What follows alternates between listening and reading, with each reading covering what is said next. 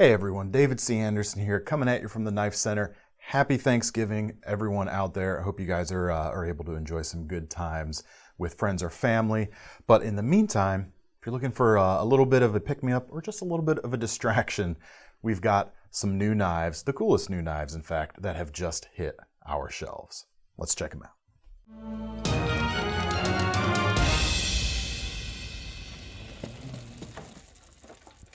All right, first up this week is a new exclusive, the latest evolution of our Pakkawood Delica exclusive from Spyderco, now wearing black Pakkawood and a VG10 Damascus blade steel right here. Really cool to have these come in right at the end of the year right now as we lead into December, because it kind of helps me or makes me look back at a lot of the real cool exclusives that have come in this year. In fact, we did a video on that earlier this week, so you can check those out if you're interested. But this is the latest guy right here. It's the Delica you know and love, just with fancier duds, basically. The VG10 Damascus looks great, and with the VG10 core between the layers of layers of different metals on the outside, you can have really fine-grained cutting performance.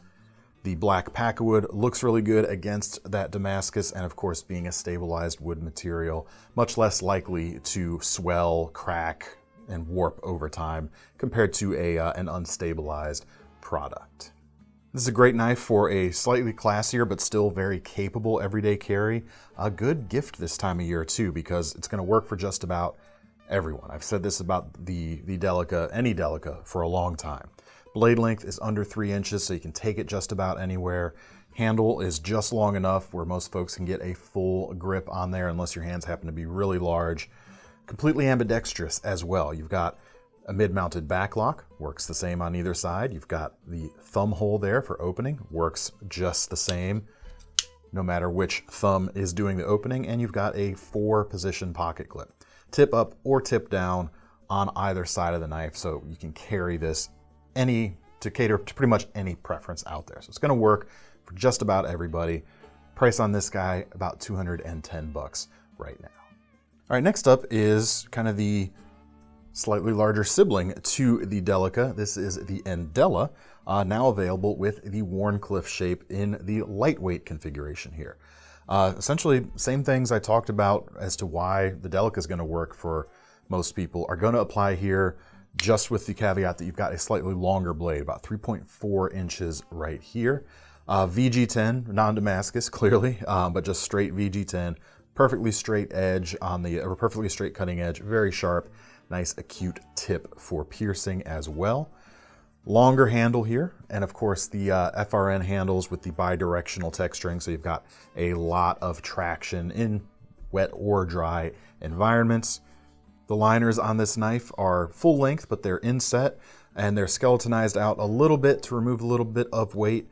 So the weight on this guy, I said weight a lot there, the overall heft of this knife is not very much considering the amount of blade length you've got going on here, about 3.2 ounces. But overall, just a really great working option, especially now with the Wharncliffe blade, which can be had fully serrated if you wish, and especially with the price, about $87.50. So not a cheap knife, but certainly a very attainable product. All right, next we're going to pivot to a much higher end blade, Prometheus Werx. I don't know if Prometheus was terribly divine. This is not Christmas, it's Thanksgiving. Prometheus Design Works, the Invictus-C, that's the compact version of the full-size Invictus. This version right here coming in at about 360 bucks. Blade here is made out of M390 steel, and it's right under that 3-inch mark, so a good length for EDC. And they've opted for a more kind of tough feeling or more tactical vibe with the grinds on the blade, rather than something like the full flat slicey grind on that Delica. You've got something a bit more kind of tough looking. Dual thumb studs to help you open, and inside each of the end of each of those thumb studs, it is glow in the dark as well. So nice little touch, but even without that, it has a nice pop. It looks almost like, it's not as rich as something like ivory, obviously, but you get a little bit of something cool there on the ends of those thumb studs. Handle, titanium, with a frame lock and a milled pocket clip. And they've done a pretty good job about keeping this milled clip fairly deep carry. You can see the way they manage that there. There's a single screw comes in from the inside, or actually there might be 2 screws. I'm not completely sure. I can only see the end of one. But because it screws in from the inside, they're able to stay kind of minimal with the milled portion here right at the end. So it's not completely deep carry, but it does get you pretty darn close. If you want a little bit more sticking out of your pocket, you can certainly use the hidden lanyard point there to attach a fob or a bead or something, make it a little easier to extract. Really classy look when it's folded up, I gotta say. Pops open really nicely. Got a nice, those nice milled lines and the contour to the handle make it feel really good in the hand as well. And then you can even choke up behind the edge if you want a little bit more fine control. All right, next we're gonna come back down to the more affordable range. This is a new version of the Boker Kaizen. Really cool flipper, kind of in the veins of the CRKT CEO flipper, which there have been a proliferation of kind of knives. Well, maybe not a proliferation yet, but we've certainly seen a few other models kind of rising up to challenge that knife for good reason. It's one of the best-selling knives of the year, essentially. Both of the 2 big ones I can think of actually come from Boker. You've also got the Quaken Air Mini from Boker. You've also got the Kaizen, and this version here comes in just about 70 bucks. And between the 3, if you're looking for kind of the sliciest, most efficient slicing nature on all the blades, I gotta give it to this one because the blade stock is thinner here than on the other guys, and the grind is a little bit even higher. It's just a very efficient, very scalpel-like blade, essentially. D2 steel here with that black coating and a length just over 3 inches. The handles here are pretty cool. You've got a bit of an upgrade over the black G10. Although if you do opt for the black G10 versions of this knife that are out already, you can save about 10 bucks.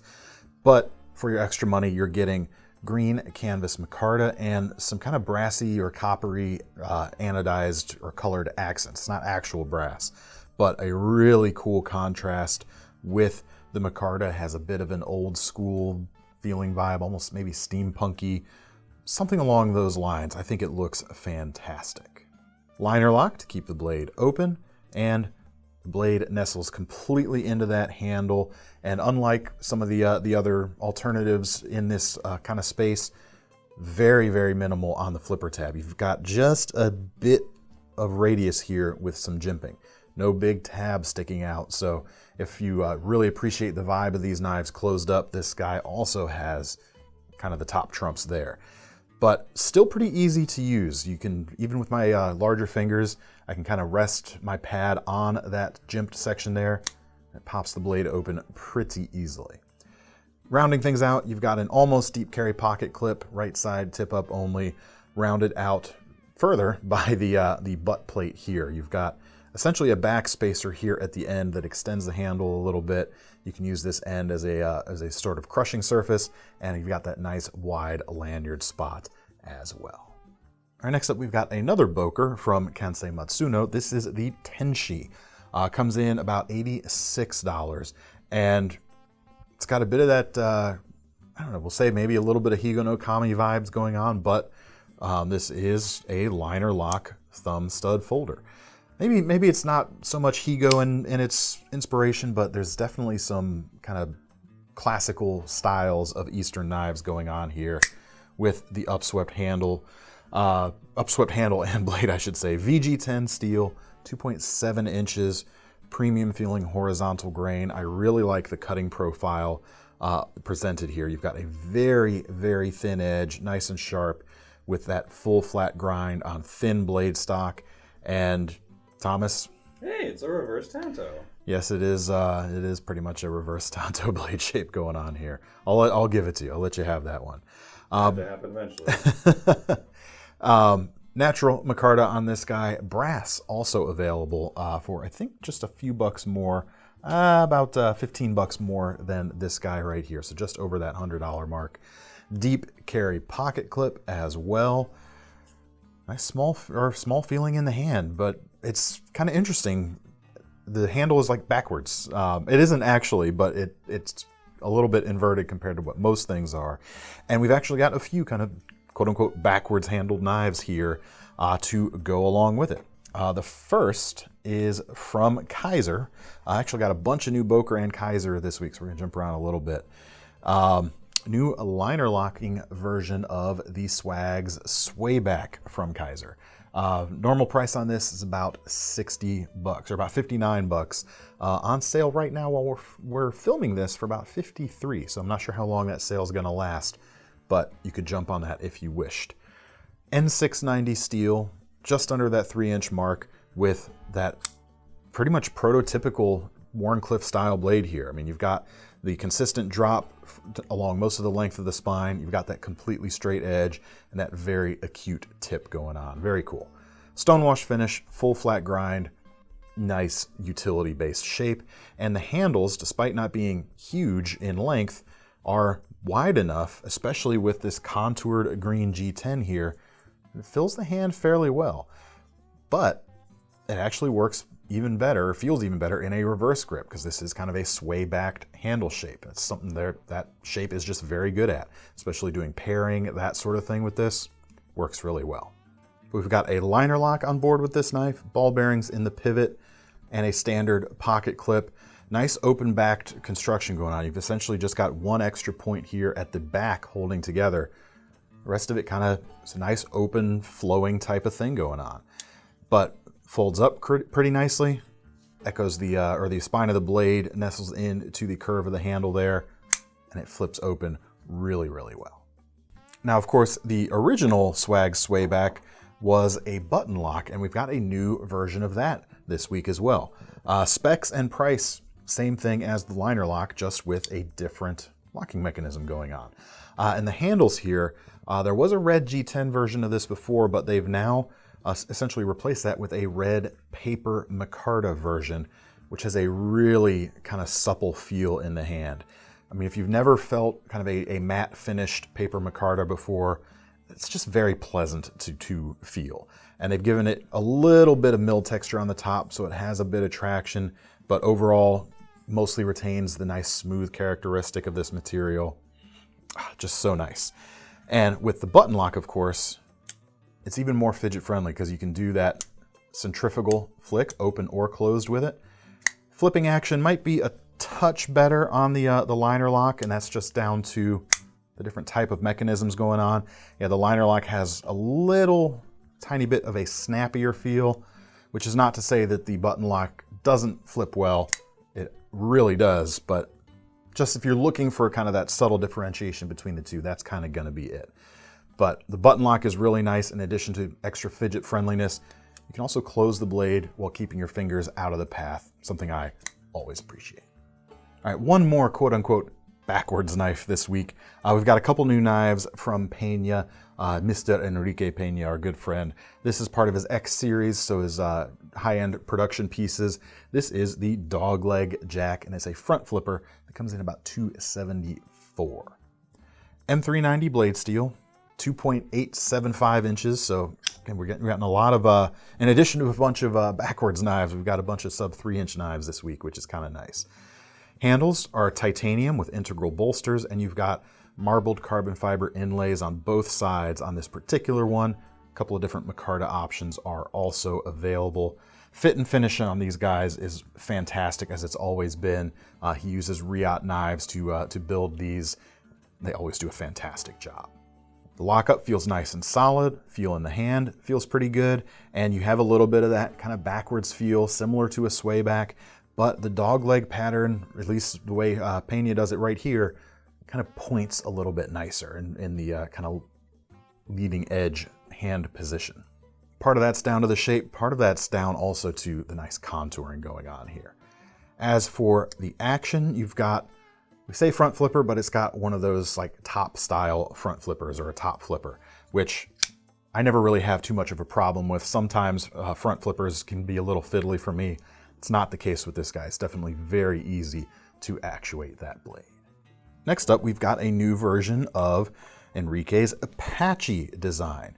About $300 for this. Again, M390 blade, just under 3 inches. Again, titanium with integral bolsters, various micartas, and a marbled carbon fiber option for your inlays. But the defining feature of this run of Apaches is it uses the Lee Williams kickstop flipper, which we've shown on this channel before.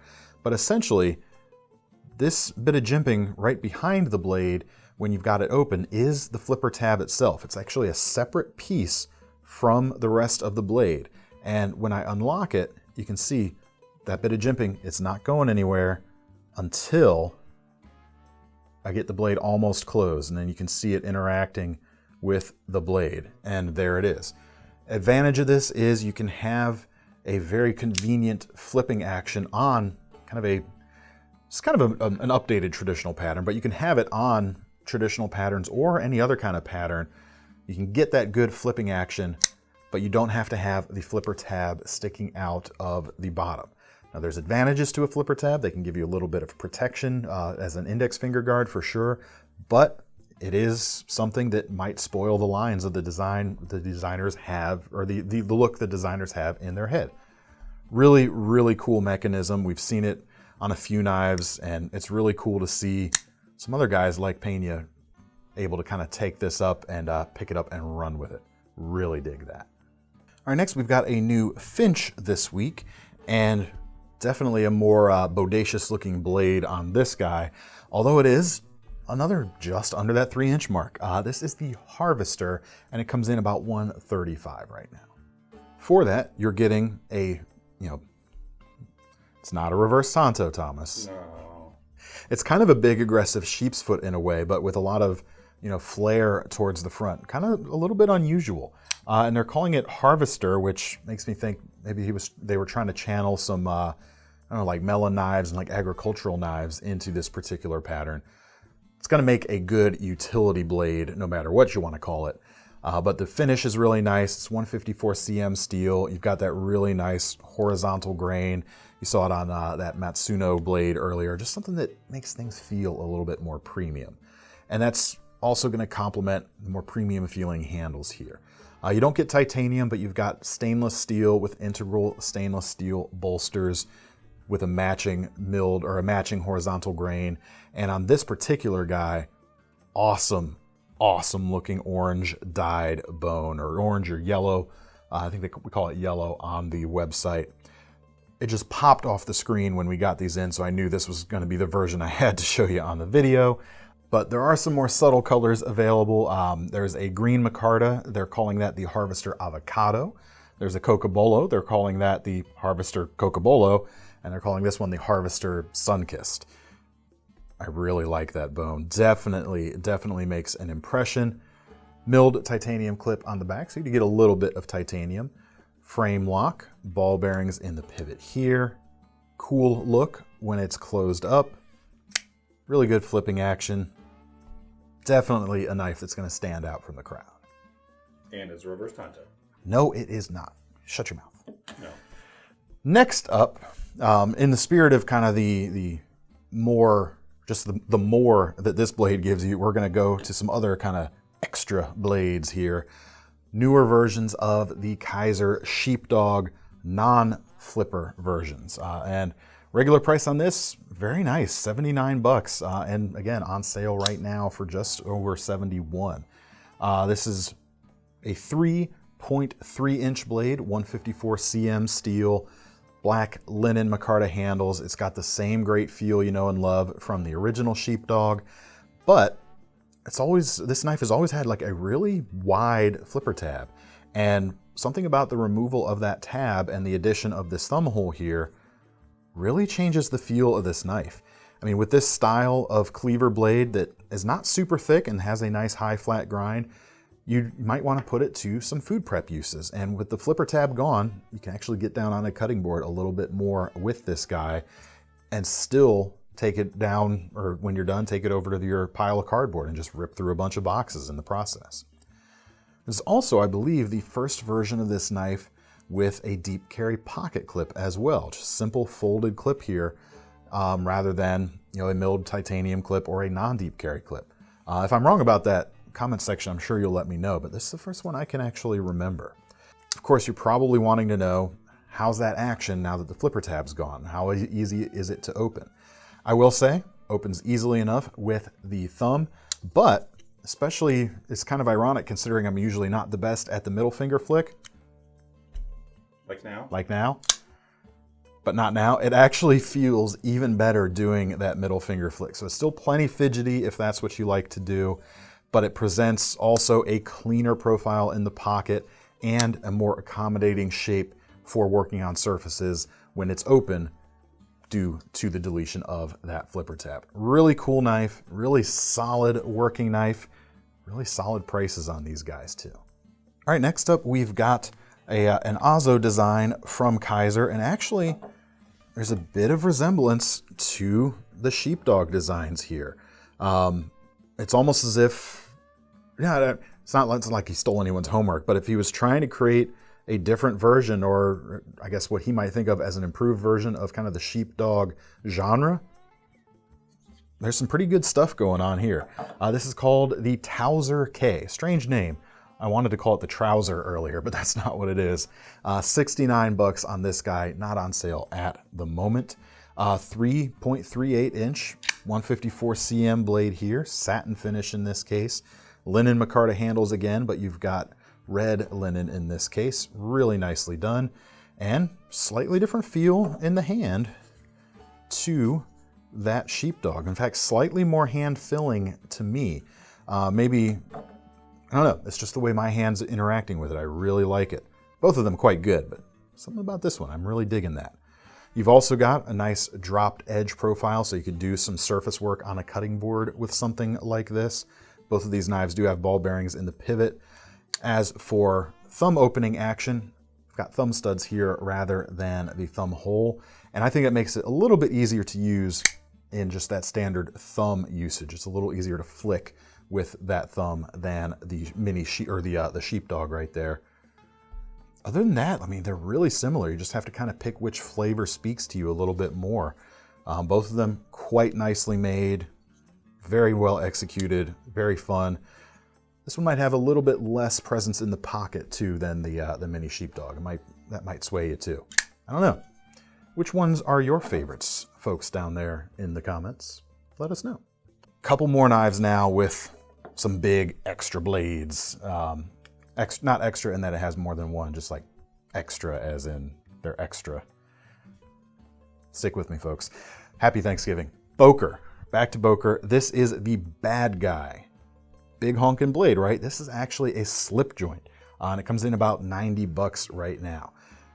This is a knife that makes me smile. I mean, it was bigger than I thought it was gonna be. I could tell it was gonna be big based on our photos.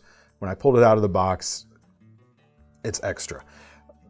Just listen to this as it opens. So satisfying, just that great big honkin' thwack as it pulls open. Blade length itself is about 3.5 inches. You've got D2 blade steel. You've got that horizontal grain, which is quite nice. G10 for the handles, red liners to kind of pop things out a little bit, and some milled jigging on both sides, creating a faux bolstered look. And you got the little skull inlay, shield, whatever you want to call it, on the front there. Very striking looking, definitely going to make an impression. Definitely fills the hand too. Really solid purchase there if you're pushing this knife through some heavier jobs, and it could certainly do it. I mean, just look at it. It's pretty cool. I really don't know what much else to say about this. It's just awesome. It's a little extra. It's a little extra. And as a little extra, we got a fixed blade version of this knife as well. Same designer. Let me make sure I mispronounce his name here. Frank Souville, or Souville, French gentleman. There's the fixed blade version of it.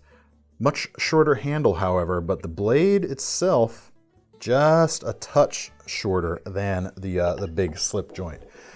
This one is about 3.3 inches, still D2. You've got this aggressive stone washed finish rather than the satin finish, and the price on this guy's about 75 bucks. Is the sheath extra? The sheath comes with it, so the sheath is not extra, but I haven't gotten to the sheath yet. First, I'm going to talk about the handles. Green micarta right here. About a 3-finger grip. It's going to be that for most folks. You've got a bit of finger guard there for your protection. As far as feel in the hand, it's a little bit strange to imagine pushing this through some heavier jobs. I might want to kind of choke up and pinch in front of the scale right there if I'm pushing it through. On a pull cut, actually, I do imagine it is going to feel quite nice on a longer slice because you've got this aggressive, it's not quite a bird's beak, but you've got this aggressive flare at the back. Gives you a decent amount of purchase, even though you've only got 3 fingers on it. I don't know, it'd be cool to see a 4-finger version of this too. I bet you that would be even cooler. But of course it would cost a little bit more too. Kydex sheath, not extra, comes with it. Snaps in very nicely. You've got their standard kind of adjustable belt attachment here at the back. It can carry in a few different positions if you're not a fan of the standard vertical. And clips or slides onto your belt, and you've got the sort of J or L attachment there at the end to keep it from slipping off too easily. But if you want something more secure, a standard size Tech Lock or Civivi T-clip will fit this just fine. All right, that's all I've got time to show you today. Hope everyone, like I said, is enjoying your Thanksgiving. We're gonna be back into the office tomorrow, full speed ahead, filming some more videos for you guys, so make sure to stay tuned for those. If you wanna get your hands on any of these knives, or check out the rest of the new Boker and Kizer stuff as well. I only pulled a small selection today. Bunch of new stuff from both of those brands. We'll leave links in the description to take you over to KnifeCenter.com. And while you're over there, make sure you sign up for our Knife Rewards program, because if you're gonna spend your money on one of these knives, you might as well earn some free money to spend on your next one. I'm David C. Anderson from the Knife Center, signing off. See you next time. Seconds, anyone? Gobble, gobble.